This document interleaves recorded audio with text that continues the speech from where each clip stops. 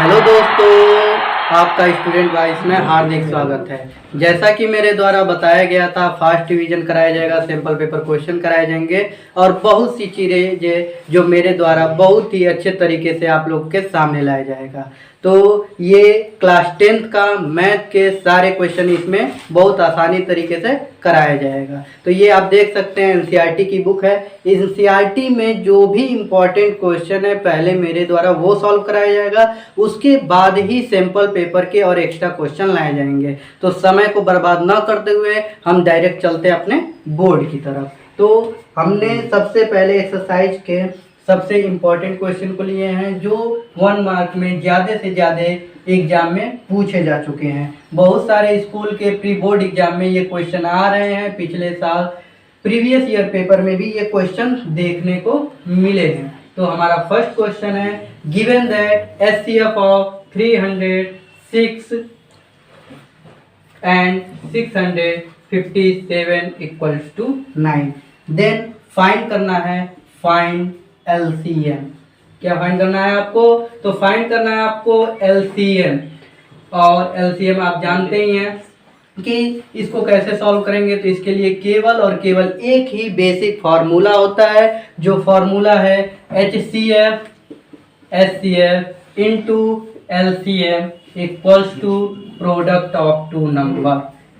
HCF into LCM equals to product of two number. और जैसा कि आप क्वेश्चन में देख सकते हैं, हमारा फर्स्ट नंबर है 306, सेकंड नंबर है 657। एचसीएफ आपका गिवन है, एलसीएम हमें नहीं पता है। तो एलसीएम नहीं पता है तो एलसीएम लिख देंगे।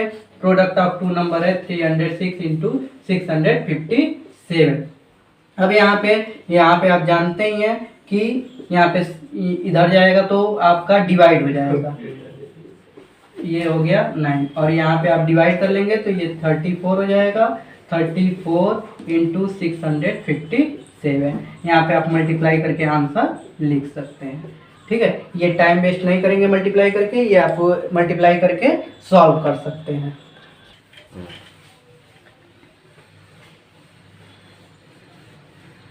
तो अब हम आते हैं अपने सेकेंड क्वेश्चन पे। तो सेकेंड क्वेश्चन है हमारा, जैसे कि इसमें सेकेंड क्वेश्चन में हम आप लोग के सामने एक सेकेंड क्वेश्चन लिख रहे हैं। सेकेंड क्वेश्चन पूछ रहा है जैसे वो एक्सप्लेन वाई, इसको एक्सप्लेन करना है, रीजन देना है कि रीजन क्या है। तो यहाँ पे दे रहा है एक्सप्लेन वाई 7 11 इंटू 13 प्लस 13। एक ये फर्स्ट क्वेश्चन है, ऐसे ये सेकेंड क्वेश्चन दिया है 7 6 5 4 3 2 इंटू 1 प्लस 5। तो जैसा कि दोस्तों आप देख सकते हैं, आपके सामने क्वेश्चन लिख दिया गया है जिसके दो पार्ट हैं, फर्स्ट एंड सेकंड। पूछ रहे हैं एक्सप्लेन वाई कंपोजिट नंबर्स। यहाँ पे ये कंपोजिट नंबर्स, ये दोनों नंबर क्यों कंपोजिट नंबर्स हैं। ठीक है, कंपोजिट नंबर्स पूछ रहा है। तो सबसे पहले हमें यहाँ पे ध्यान देना होगा कि क्या कंपोजिट नंबर के बारे में हमें कुछ पता है। तो कंपोजिट नंबर के बारे में आपको डिफिनीशन या उससे रिलेटेड कोई टर्म पता होना चाहिए। तो कंपोजिट नंबर को सबसे पहले हम बताने की कोशिश करते हैं। कंपोजिट नंबर वो नंबर होते हैं जिसके कम से कम 2 फैक्टर हों, या ऐसे कह सकते हैं 1 and itself other than divisor other than 1 and itself। क्या कह सकते हैं? कंपोजिट नंबर्स आर, तो कंपोजिट नंबर होता है divisor other than 1 and itself। 1 and itself से अगर ज़्यादा डिवाइजर हैं तो उसको कंपोजिट नंबर कर सकते हैं। मोर देन 2 फैक्टर हैं तो कंपोजिट नंबर कह सकते हैं, या प्रोडक्ट ऑफ स्मॉलर 2 इंटीजर्स हैं तो उसको भी हम कंपोजिट नंबर कह सकते हैं। तो अब देखते हैं कैसे इसको सॉल्व करते हैं। तो सॉल्यूशन आपका फर्स्ट क्वेश्चन का सॉल्यूशन कैसे होगा। तो यहाँ पे है 7 इंटू 11 इंटू 13 प्लस 13। तो सबसे पहले हम इसमें कॉमन देखेंगे कि कौन सा नंबर कॉमन है। तो कॉमन क्या है? 13 हमारा कॉमन है, तो 13 को हमने बाहर कर दिया। 13 को हमने बाहर कर दिया तो 7 इंटू 11, 13 1 जा 13 और 13 1 जा 13। इसका प्रोडक्ट कर लेंगे तो 13 11 7 जा 77 और 1 78। तो जैसा कि हमने बताया था कि कंपोजिट नंबर वो होते हैं divisor other than 1 and itself और स्मॉलेस्ट टू इंटीजर, जिसके product of smallest two integer, कम से कम 2 इंटीजर होने चाहिए। तो यहाँ पे है, तो यहाँ पे लिख सकते हैं hence it is a composite number, या यहाँ पे अभी रीजन भी लिख सकते हैं बिकॉज, यहाँ पे लिख सकते हैं because more than 2 factor, because more than 2 factor, 2 factor हैं, ठीक है। तो ये कर सकते हैं, ठीक है। जैसा कि दोस्तों मेरे द्वारा फर्स्ट क्वेश्चन सॉल्व कर दिया गया है, अब सेकेंड क्वेश्चन को सॉल्व करना है। हम जानते हैं composite number are those number it has factor 1 and other than itself, 1 and other than itself मतलब एक या इसके अलावा, ठीक है। ये एक और स्वयं के अलावा कुछ और होना चाहिए। इसके फैक्टर क्या होने चाहिए, ना एक हो, ए 1 एंड इटसेल्फ, ठीक है। इन दोनों को छोड़ के अदर देन 1 एंड इटसेल्फ, तो इसको कहते हैं हम क्या, कंपोजिट नंबर। यही हमको प्रूव करना है। तो सबसे पहले हम सेकेंड क्वेश्चन लिखते हैं 7 × 6 × 5 × 4 × 3 2 1 + 5। यहाँ पे 5 को कॉमन ले लेंगे और हो जाएगा 7 × 6 4 3 3 2 1 + 1। जब यहाँ पे एक और 1 रख सकते हैं क्या, क्योंकि यहाँ पे क्या है 5 है, तो 5 को कॉमन, ये क्या हो गया 4, ठीक है। तो ये हो गया आपका। अब इसका मल्टीप्लिकेशन कर देंगे, तो मल्टीप्लिकेशन करेंगे तो ये हो जाएगा 7 6 42, 4 3 12, 12 2 24, और यहाँ पे क्या हो जाएगा 24 + 1। और जब 42 का 24 में मल्टीप्लिकेशन करेंगे तब आएगा 108, क्या आएगा 108 + 1, और ये हो जाएगा 5 × 109, ठीक है। तो ये आपका हो गया, इसलिए हेंस इट इज, ये हो गया। जैसे कि आपका नीचे नहीं दिख रहा होगा, तो ये आपको हम यहाँ पे कर दे रहे हैं। तो 5 108 + 1 109, ठीक है। तो यहाँ पे आप देख सकते हैं कि यहाँ पे आपका क्या है 5 है, 109 है, ठीक है। तो 1 and itself, other than 1 and itself, इसके जैसा कि 5 × 1009 है, 1009 है, 5 × 1009। तो फैक्टर आप यहाँ पे देख ही सकते हैं, factor other than 1 and itself. तो यहाँ पे लिख सकते हैं, यहाँ पे दिखा सकते हैं कि फैक्टर इट है, यहाँ पे आप दिखा सकते हैं it has factor other than 1 and itself, other than 1 and itself, hence it is composite number, hence it is a composite number, ठीक है। hence it is a composite number। यही सेंटेंस आपको दोनों फर्स्ट एंड सेकंड दोनों question में लिखना है। Reason क्या बताना है, तो रीजन यहाँ पे बताना है कि it has factor other than 1 and itself, hence it is a composite number. तो आप जो ये कॉमन ले रहे हैं, जो ये मल्टीप्लिकेशन कर रहे हैं, वो सारी चीज़ें ठीक हैं, लेकिन आपका रीजन सही होना चाहिए। अगर आपका रीजन सही नहीं है तो ये क्वेश्चन के सारे मार्क्स कट जाएंगे, ठीक है। तो अब आप आते हैं नेक्स्ट क्वेश्चन पे। इसे आप नोट कर सकते हैं या स्क्रीनशॉट ले सकते हैं। जैसा कि आप नोट कर चुके होंगे, तो इसे हम अभी से इरेज कर देते हैं। अब हम आते हैं नेक्स्ट क्वेश्चन पे। तो नेक्स्ट क्वेश्चन है हमारा, जैसा कि आप देख सकते हैं, एक छोटा सा क्वेश्चन, बहुत इजी क्वेश्चन है, जो बाय द वे पूछ सकता है। तो एचसीएफ और एलसीएम से, कंपोजिट नंबर से रिलेटेड जितने भी क्वेश्चन आने की संभावनाएं हैं, वो सारे के सारे क्वेश्चन हम आपके सामने लेकर आए हैं। तो देखिए यहाँ पे, find the simplest form of 148/185, इसे आपको सॉल्व करना है। ऐसे क्वेश्चन को आप 6, 7, 8, 9 में बहुत सारे क्वेश्चन ऐसे मिले होंगे जिसे आप सॉल्व किए होंगे। क्या करते होंगे आप, इसको फैक्टर करते होंगे, इसको सिंप्लीफाई करते जाएंगे। लेकिन यहाँ पे 10th में इस तरह से आप क्वेश्चन को नहीं करना है। सबसे सिंपल वे इस क्वेश्चन का ये है कि आप न्यूमरेटर और डिनोमिनेटर का एचसीएफ फाइंड करेंगे। तो हम न्यूमरेटर और डिनोमिनेटर का एचसीएफ फाइंड करते हैं। तो ये हो गया 148, 185, 185, ये हो गया 148। आप यहाँ पे सब्ट्रैक्ट करेंगे तो ये हो गया 7, ये हो गया 3 और ये हो गया 148। तो 3 4 12, तो यहाँ पे आपका आ जाएगा 4 टाइम में 148 आ जाएगा। देयरफॉर आपका एचसीएफ हमको फाइंड हो गया। ये रफ वर्क कर सकते हैं आप। अब यहाँ पे आप सिंपलेट फॉर्म में कैसे चेंज करेंगे, 148 अपॉन 185 को न्यूमरेटर और डिनोमिनेटर को सेम नंबर एचसीएफ से डिवाइड कर देंगे। तो एचसीएफ से हम डिवाइड कर देते हैं, 37 डिवाइड बाई 37। तो आपको 37 का टेबल पढ़ेंगे तो ये लगभग 3 4 12, तो ये 4 टाइम में आ जाएगा और ये 5 टाइम में आपका आ जाएगा। तो यही आपका आंसर हो गया, यही आपका सिंपलेस्ट फॉर्म हो गया। तो इसे भी आप नोट कर सकते हैं। तो दोस्तों आपके द्वारा ये नोट कर लिया गया होगा। अब हम इसे इरेज करते हैं, ठीक है। तो ऐसे बहुत सारे क्वेश्चन मेरे द्वारा लेकर आए जाएंगे बहुत ही अच्छे तरीके से।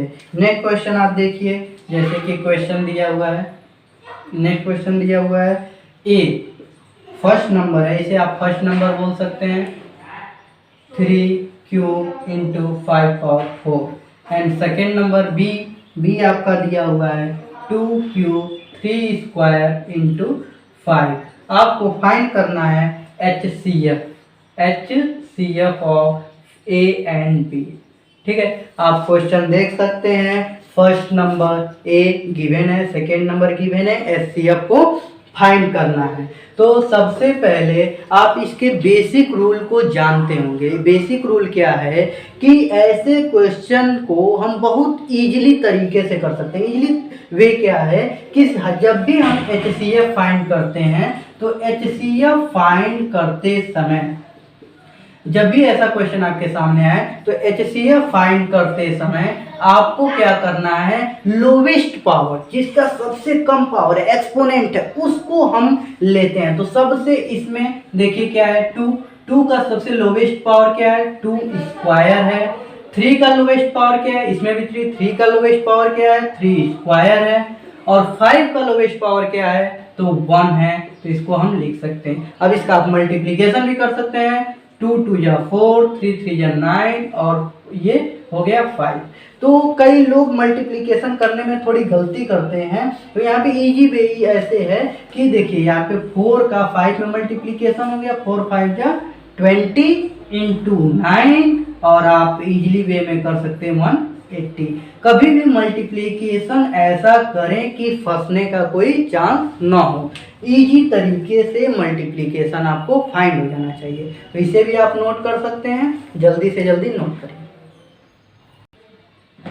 थोड़ा जो आप लेजीनेस दिखा रहे हैं, आलसीपना दिखा रहे हैं, तो स्क्रीनशॉट तो लेते रहिए अगर आप कहीं इधर उधर गए हैं तो, लेकिन पेन कॉपी के साथ ही बैठिए क्योंकि मैथ की प्रैक्टिस करना बहुत ज़रूरी है, ठीक है।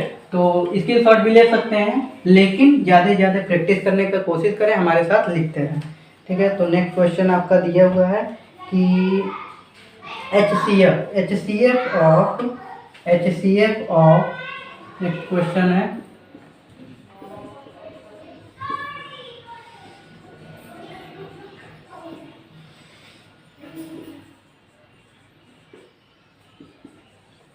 is of the form 65 and 117 then m। आपके सामने क्वेश्चन लिख दिया गया है, जिन्हें सॉल्व करने आता है वो कोशिश कर सकते हैं। HCF of 65 and 117 is of the form 65m minus 117, ठीक है। तो यहाँ पे m की वैल्यू फाइंड करनी है, m की, ठीक है, m की वैल्यू फाइंड करनी है। तो सबसे पहले ऐसे क्वेश्चन को कैसे करेंगे, तो ऐसे क्वेश्चन को करने से पहले आपको क्या करना होगा कि 65 एंड एचसीएफ ऑफ, तो जो दिया है उसका हम एचसीएफ जैसा बोल रहा है वैसे वैसे क्वेश्चन को फॉलो करते जाएंगे। तो क्वेश्चन को फॉलो कर रहे हैं, एचसीएफ पूछा है तो एचसीएफ हम फाइंड कर लिए। अगर नहीं आता है तो रफली आप डिवाइड मेथड से यहाँ पे फाइंड कर सकते हैं। तो 65 ये हो गया 2, ये हो गया 11 - 6 5, ये हो गया 65 और ये हो गया 1, ये हो गया 5, ये हो गया 13। अब 13 से 52 को डिवाइड करेंगे तो ये 4 टाइम आएगा, ठीक है दोस्तों। तो ये आपका मतलब कि आपका एचसीएफ क्या हो गया, 13 हो गया, जिसको आप रफ में कर सकते हैं। तो एचसीएफ ऑफ 65 एंड 117 13, इसको दूसरे तरीके से भी कर सकते हैं, ठीक है। इसका दूसरा तरीका क्या है कि आप 65 = 13 × 5 लिख सकते हैं और 117 = 13 × 9 लिख सकते हैं। और यहाँ पे एचसीएफ आप दिखा सकते हैं कि 13 कॉमन है तो 13 एचसीएफ हो गया। तो आप या डिवाइड मेथड से करें या आप फैक्टराइजेशन मेथड से करें, जैसे आपको इजी हो आप कर सकते हैं। तो आपको एचसीएफ फाइंड हो गया एचसीएफ फाइंड हो गया 13। अब एचसीएफ फाइंड करने के बाद आपको क्या करना है कि जैसे आपको एचसीएफ पता चल गया तो एचसीएफ हो गया इतना, तो आप क्या कर सकते हैं कि आपको फॉर्म एचसीएफ का ऐसा होना चाहिए, ठीक है। दोनों बात एक ही है, चाहे एचसीएफ 13 या फॉर्म, ये दोनों बात सेम है, तो दोनों फॉर्म सेम कर देते हैं। अब यहाँ पे आप जानते हैं जब कोई नंबर अपना साइड चेंज करते हैं तो साइन भी चेंज हो जाता है। तो साइन यहाँ पे चेंज कर लेंगे, यहाँ पे प्लस हो जाएगा, तो ये हो गया 130, ये 65 है। और जब जानते हैं जब कुछ नहीं है तो मल्टीप्लिकेशन है, और मल्टीप्लिकेशन साइड चेंज करेगा तो क्या हो जाएगा, डिवाइड हो जाएगा। क्या हो जाएगा, डिवाइड हो जाएगा। तो यहाँ पे m 130/65, तो यहाँ पे क्या बच गया 2। तो ये हो गया आपकी m की वैल्यू ऑफ m क्या हो गया 2, ठीक है। नेक्स्ट क्वेश्चन अब आपके सामने आएगा। तो क्वेश्चन को नोट करना ना भूलें और स्क्रीनशॉट लेते रहें। अब हम अपने नेक्स्ट क्वेश्चन पे आते हैं। जो भी प्रॉब्लम हो आप हमसे पूछ सकते हैं। अगर आपको क्वेश्चन पेपर का या किसी भी तरह के क्वेश्चन का आपका सॉल्यूशन चाहिए या सैम्पल पेपर चाहिए तो आप टेलीग्राम पे हमसे जुड़ सकते हैं। हमारे टेलीग्राम चैनल से भी जुड़ सकते हैं, स्टूडेंट वाइज से आप जुड़ सकते हैं, ठीक है। चलिए दोस्तों, नेक्स्ट क्वेश्चन आता है हमारे सामने। नेक्स्ट क्वेश्चन है आपका कि X Y 180 HCF of x, y = 3, find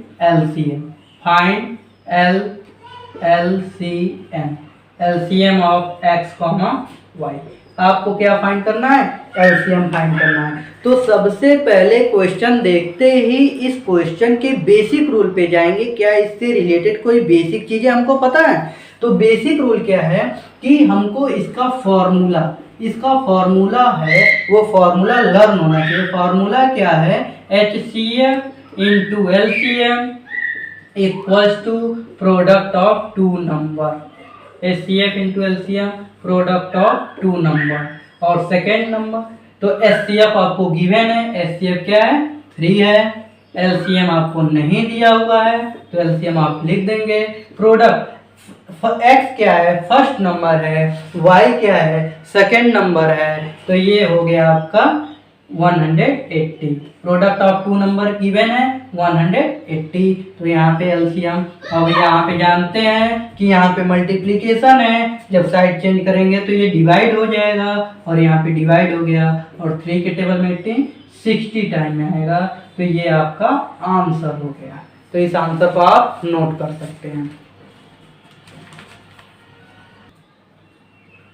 हाँ तो दोस्तों ये क्वेश्चन भी आपका नोट हो गया होगा। अगर आपको पीडीएफ चाहिए तो आप हमारे टेलीग्राम चैनल से जुड़ सकते हैं, इसके सॉल्यूशन भी हम आपको भेज देंगे। हमें ज़्यादा से ज़्यादा क्वेश्चन पे फोकस नहीं करना है। R S Agarwal, R D Sharma, ज़्यादा क्वेश्चन पे फोकस नहीं करना है। हमको केवल उन क्वेश्चन पे फोकस करना है जो एग्जाम में आएंगे ही, जो एग्जाम में आने वाले हैं। ठीक है, तो एग्जाम के फॉर्मेट पे फोकस करना है, ज़्यादा पढ़ने की कोशिश नहीं करना है। तो नेक्स्ट क्वेश्चन है आपका, नेक्स्ट क्वेश्चन आप देख सकते हैं, LCM of x and 18 is, LCM of x and 18 is 36, HCF of x and 18 is 2, what is x? अब आपको क्या फाइंड करना है? x फाइंड करना है। तो सबसे पहले हम इसके बेसिक रूल्स पे जाएंगे। क्या इससे रिलेटेड बेसिक रूल्स हमको पता है?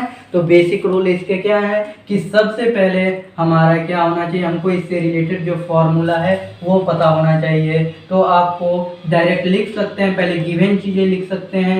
LCM of x, 18 equals to 36, HCF of x, 18 equals to 2। Then what is x? तो यहाँ पे हम फॉर्मूला यूज करेंगे। ये आपका फॉर्मूला हो गया। फॉर्मूला क्या होता है? HCF into LCM equals to product of two number. क्या होता है? Product of two number. Product of two number होता है। HCF आपको दिया हुआ है 2, LCM दिया हुआ है 36, नंबर दिए हैं, ये फर्स्ट नंबर, ये सेकेंड नंबर, x इंटू 18। अब यहाँ पे आप इसको डिवाइड कर लेंगे तो यहाँ पे क्या हो जाएगा? अपॉन 18। ये हो गया 2 और 2 2 जा 4। Then imply that x equal to 4। ये आपका हो गया आंसर। x की वैल्यू क्या हो गई? 4। और x क्या है हमारा? First number. और सेकेंड नंबर क्या है? 18। इसको भी नोट कर लीजिए आप। तो दोस्तों ये क्वेश्चन आप नोट कर चुके होंगे और इस क्वेश्चन को हम इरेज कर रहे हैं और नेक्स्ट क्वेश्चन आपके सामने है। ठीक है, नेक्स्ट क्वेश्चन आपके सामने हम लिखने की कोशिश कर रहे हैं। ठीक है, नेक्स्ट क्वेश्चन है आपका, नेक्स्ट क्वेश्चन है A एंड B। आपको दो नंबर दिए गए हैं। फर्स्ट नंबर A क्या है? x³ y² और b क्या है? तो b आपको दिया हुआ है xy³। ठीक है, अब आपको फाइंड करना है HCF। क्या फाइंड करना है? HCF of a, b। तो अभी इसका हम बेसिक रूल बता चुके हैं कि सबसे पहले क्या करना है, लोवेस्ट पावर को हमें कॉमन करना है। क्या करना है? लोवेस्ट पावर को लेना है। तो लोवेस्ट पावर क्या है? x है। x में लोवेस्ट पावर क्या है? x है। y में लोवेस्ट पावर क्या है?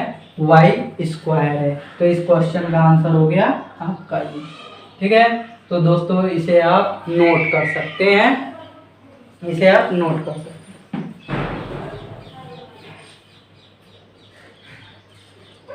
तो जैसा कि दोस्तों मेरे द्वारा बताया गया था, स्टूडेंट वाइज केवल स्टूडेंट की हेल्प के लिए बनाया गया है। इसमें जितनी भी कोशिशें की जा रही हैं सारे स्टूडेंट की कोशिशें की जा रही हैं। स्टूडेंट द्वारा पूछे गए क्वेश्चन को ही बताया जा रहा है।